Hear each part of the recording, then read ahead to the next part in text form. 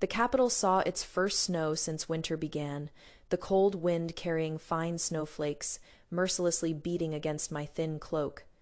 I gathered my lapels, standing before the general's mansion, my heart carrying a trace of anticipation, waiting for my triumphantly returning husband. The sound of hooves came from far to near, gradually becoming clear. At the end of the long street, a silver-armored figure came treading through the snow.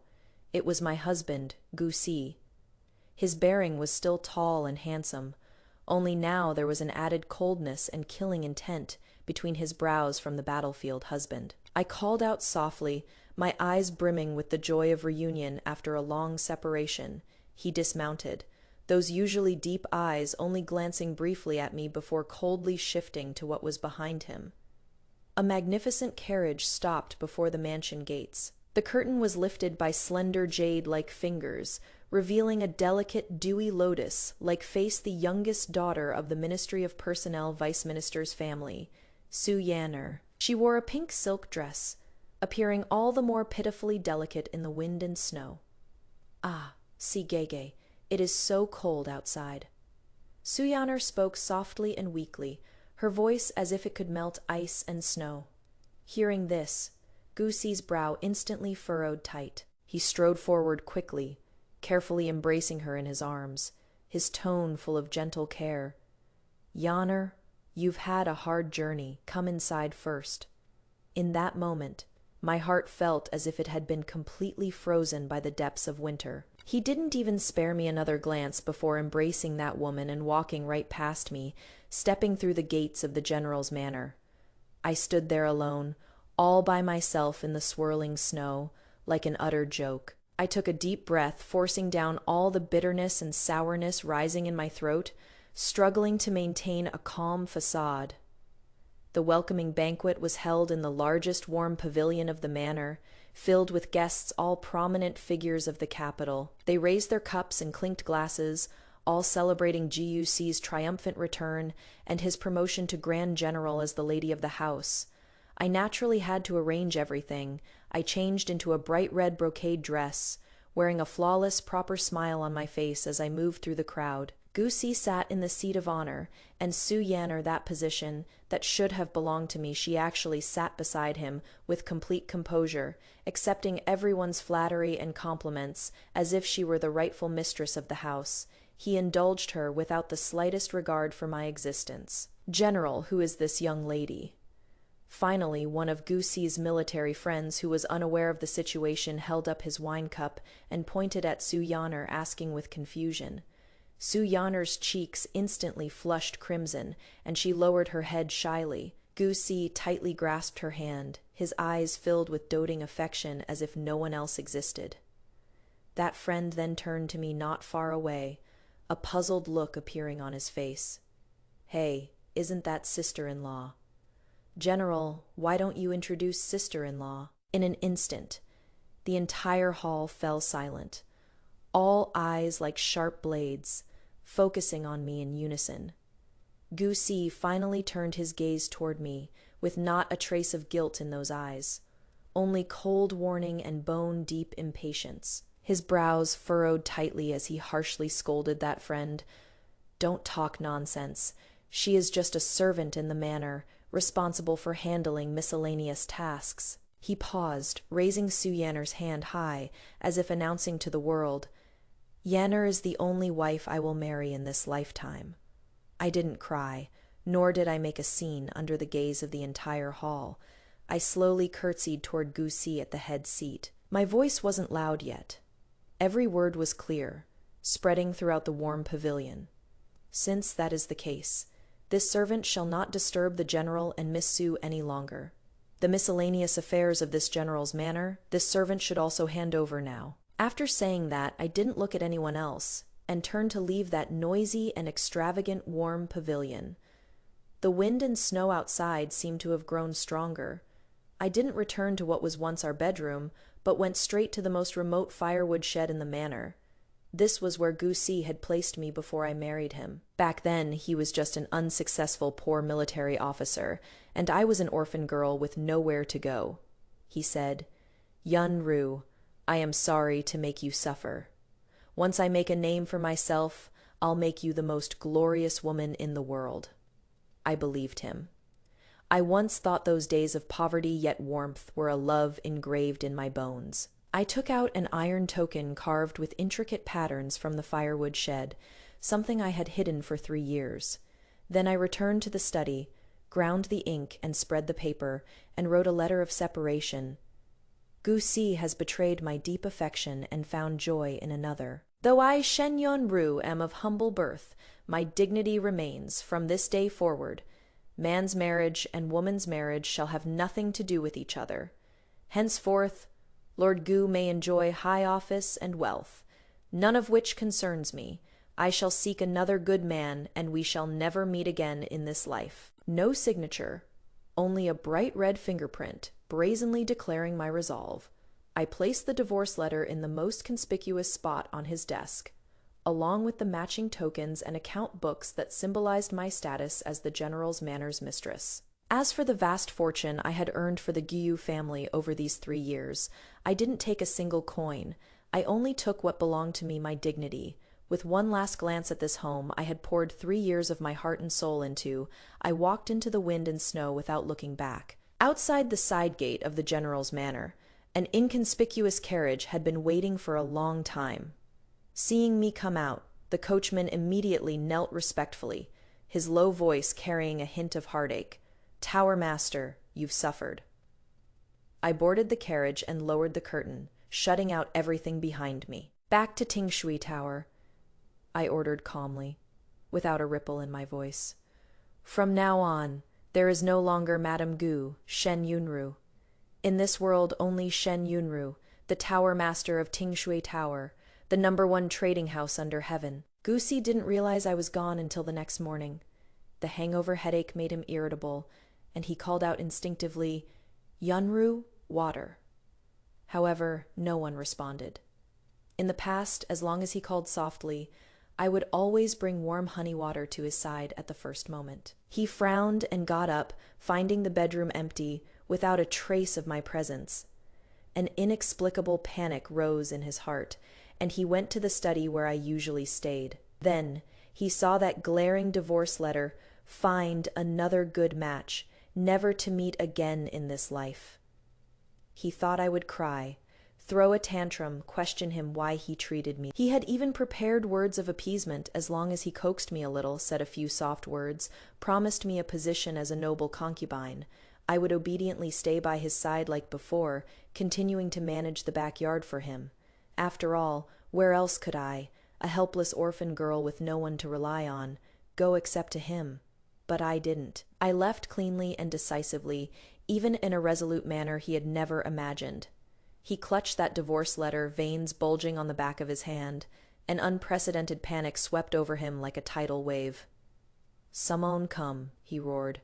"Where is Shen Yunru?" The servants knelt on the ground, trembling. "Madam, no, Miss Shen left last night. No one knows where she went." "Search.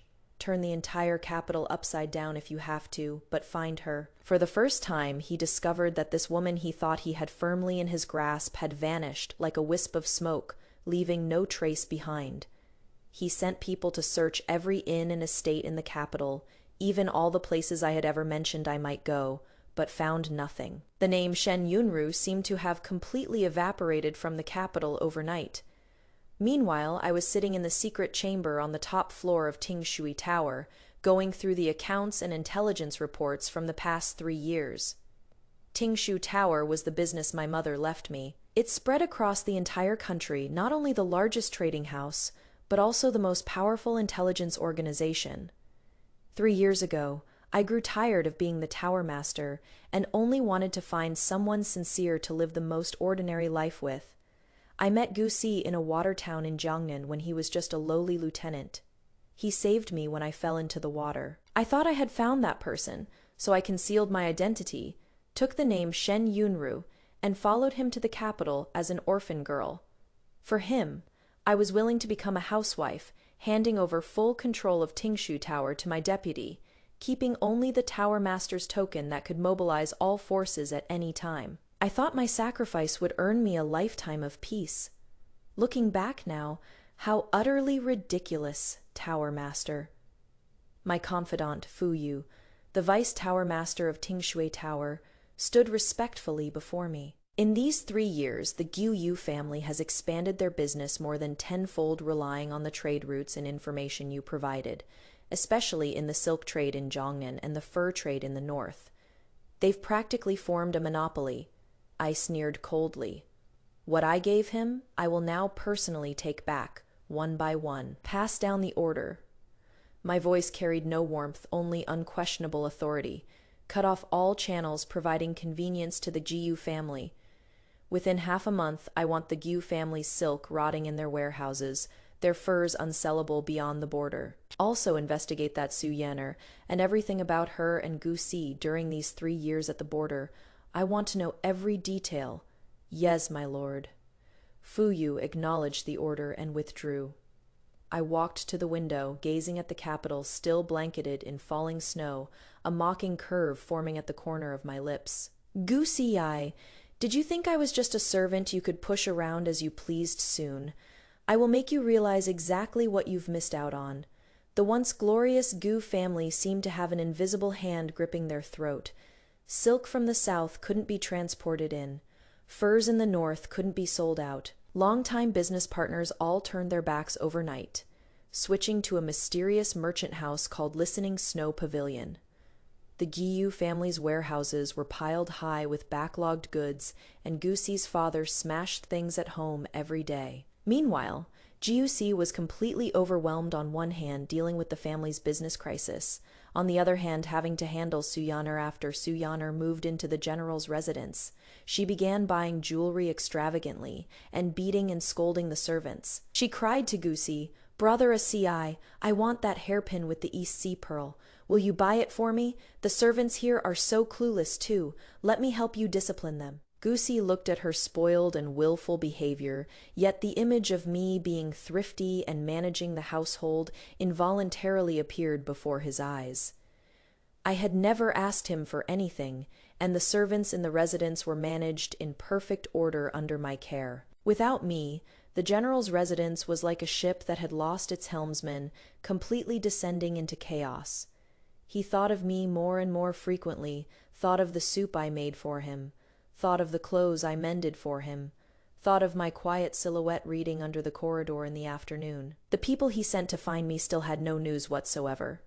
He began to panic, began to regret. He couldn't understand he had only made a mistake that all men make. Why did I have to be so resolute? What he didn't know was that what broke me was never Su Yanner's appearance, but his ice-cold, bone-piercing words. She is just a servant. Half a month later, a snow-viewing banquet held by the princess caused a sensation throughout the capital. Because this banquet invited that mysterious figure who had stirred up the capital's business world, the master of Tingshui Tower, everyone wanted to catch a glimpse of this person's true appearance. GUC also received an invitation. He didn't want to go, but the current predicament of the GU family left him no choice. He hoped to meet the master of Tingshui Tower and salvage something. Su Yanner naturally had to go along. She put on her most gorgeous clothes and wore the Eastern Sea pearl hairpin that Gu Si had bought for her, determined to become the center of attention. A banquet. Gu Si absent-mindedly entertained guests, but his gaze kept searching for that legendary master until the princess's voice rang out. "Sorry for the wait, everyone. Master Shen of Tingshui Tower has arrived." Everyone looked toward the entrance in unison, and at that moment I slowly walked in. I wore a moon-white long dress, with snowflakes embroidered in dark patterns with silver thread on the hem, draped over with a wide-sleeved gauze robe in sky water blue. My long hair was pinned up with a simple jade hairpin. No makeup applied. Yet I was more eye-catching than all the heavily made-up women present. The entire hall fell into dead silence, followed by gasps rising one after another. Everyone recognized me, the woman who had been publicly humiliated as a servant at the general's mansion welcome banquet not long ago. The wineglass in Gu Si's hand dropped to the ground with a clang, shattering into pieces. He stared at me dead on, his eyes filled with shock, absurdity, and disbelief. He opened his mouth, but couldn't utter a single word, and Suyanner beside him, her face instantly turned deathly pale, that priceless pearl hairpin on her now shocked and contorted. Face looked especially ridiculous. I looked straight ahead without glancing sideways, walked directly to the princess, and nodded slightly. Yun-Ru arrived late. Please forgive me, your highness. The princess affectionately held my hand and smiled. Pavilion Master Shen is too polite. Your presence in my garden has brought such honor. I chatted and laughed with the princess as if I hadn't seen those two ashen-faced people at all. I knew that from the moment I stepped into this banquet hall, my revenge was already half successful. The cruelest revenge isn't beating or scolding, but making him watch with his own eyes as the servant he discarded, like worn-out shoes, transforms into someone far beyond his reach. Halfway through the banquet, a young noble, probably trying to curry favor with me, deliberately said loudly, "In just half a month, Pavilion Master Shen has beaten the Gu family's business to a pulp. Truly a heroine among women." Lucy's already pale face turned even whiter. I picked up my teacup and gently blew on it, saying lightly, "This young master flatters me too much. I have no grudge against the Giyu family. The business world is like a battlefield. If you are not skilled enough, you naturally get eliminated. Isn't that right, General Ga?" I finally cast my gaze upon him with a hint of a barely perceptible smile. Gucci's body stiffened, meeting my gaze. His Adam's apple bobbed with difficulty. He wanted to say something, but under all those eyes watching the show, he couldn't utter a single word. Once he had trampled me into the mud with a single sentence. Now I used the same method to humiliate him in public. This was just the beginning. After the snow-viewing banquet, the news that General Gu's wife was originally the owner of Tingshu Tower spread, like wildfire throughout the streets and alleys of the capital. Gucci and Suyanner became the laughingstock of the entire city. The blow to their business combined with their ruined reputation left the Gu family teetering on the edge. Gucci began searching for me like a madman. He went to Tingshui Tower, but was blocked at the door. He sent people to deliver visiting cards, but they were all returned unopened. He waited for me at every place I might appear, but I never gave him another chance. Finally, on a rainy day, he stopped my carriage. He was soaked through, his hair clinging messily to his forehead. All his former vigor and spirit had vanished, leaving only bloodshot eyes and a wretched appearance. "Yun-Ru," he called out to me, his voice hoarse. I sat in the carriage without getting out, only having someone lift the curtain. I looked down at him from above, my tone distant. "General Gu, what do you want?" "Can we talk?" He was almost begging. "I don't seem to have anything to discuss with General Gu." "Yun-Ru, I was wrong." He finally couldn't help but howl at me, rain mixed with tears blurring his face. "I had too much to drink that night. I didn't mean it. Will you come back? I'll handle things with Yanner. I'll still make you my legal wife. We can be like before." I looked at him and suddenly found it somewhat laughable. "General Jiu, are you mistaken about something?" I spoke slowly. "First, you didn't have too much to drink. You were perfectly sober. Second, your position of legal wife is now worthless in my eyes. Third, we can never go back." "Why?" He looked at me painfully. "Just because of that one sentence. I apologize to you. What do you want me to do before you'll forgive me?" "Forgive." I laughed softly.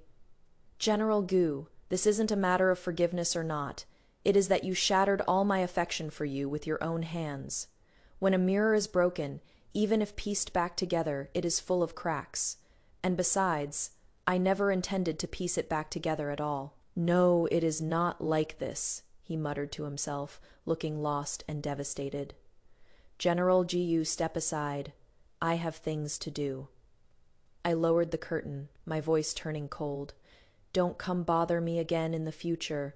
Otherwise, don't blame me for not honoring old feelings." The carriage slowly departed, leaving him alone in the pouring rain. I didn't look back, but I knew he must still be standing there. Some wounds, once inflicted, can never be healed.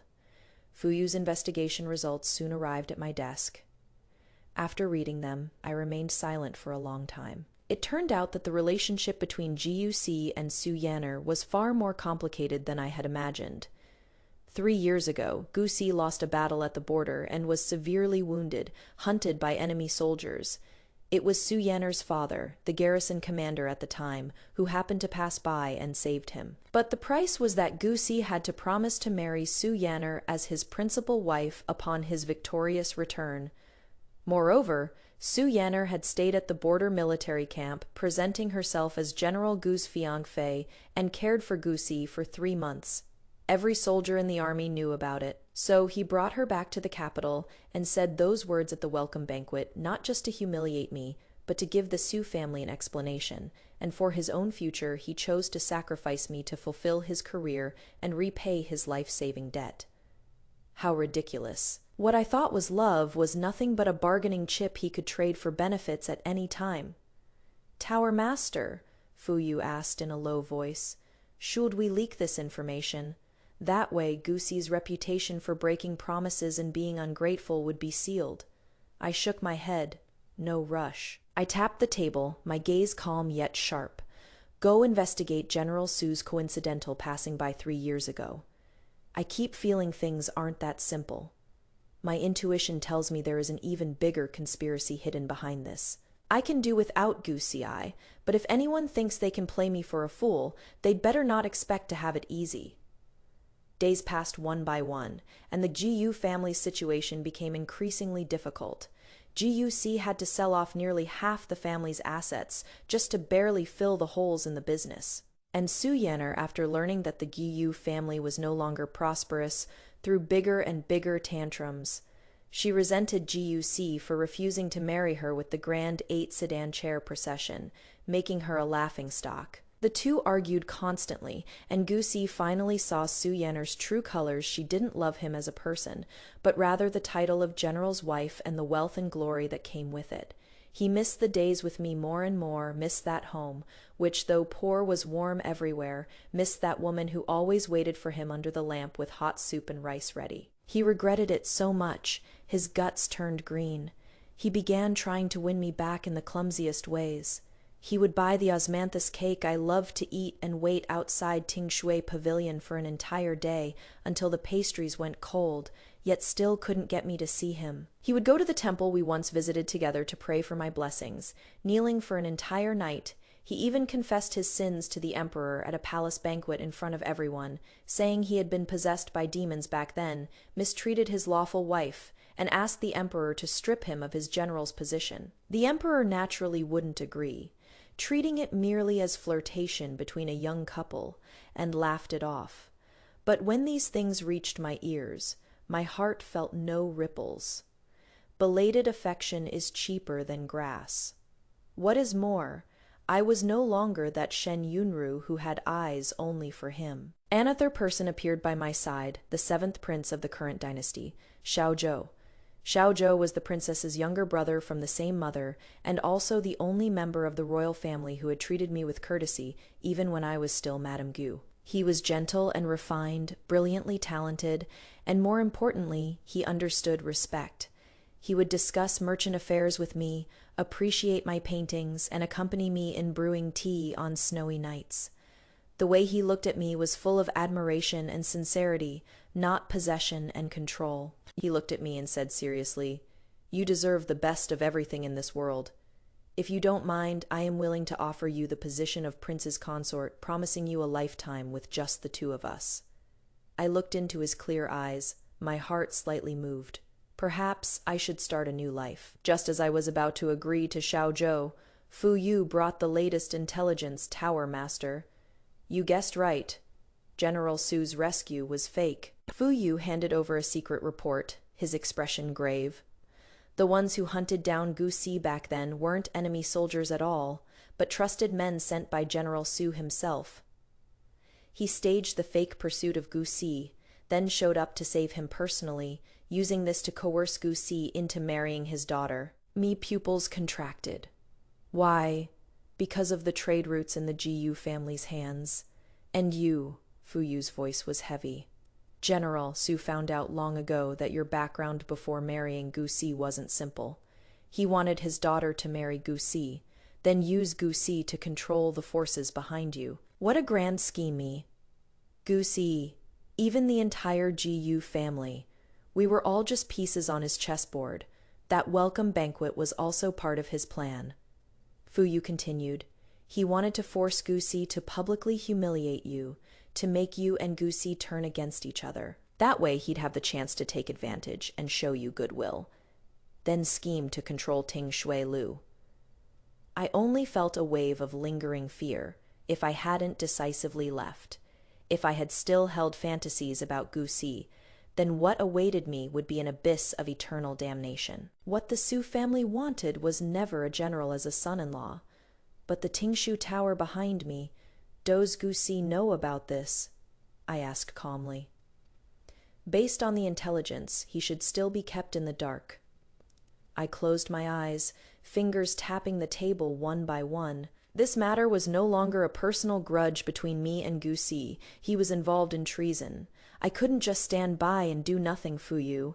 I suddenly opened my eyes, my gaze sharp as a blade. Prepare the carriage to the general's manor. When I stepped into the general's manor again, it was as the master of Tingshu Tower. The servants in the manor were all stunned when they saw me, then respectfully lowered their heads, not daring to show the slightest disrespect anymore. When Gusi saw me, he practically stumbled and scrambled out of the study. Yunru, you are finally willing to see me. His eyes were red, and he tried to come forward to grab my hand. I stepped back, avoiding him. I am not here to catch up. I got straight to the point, my tone icy cold.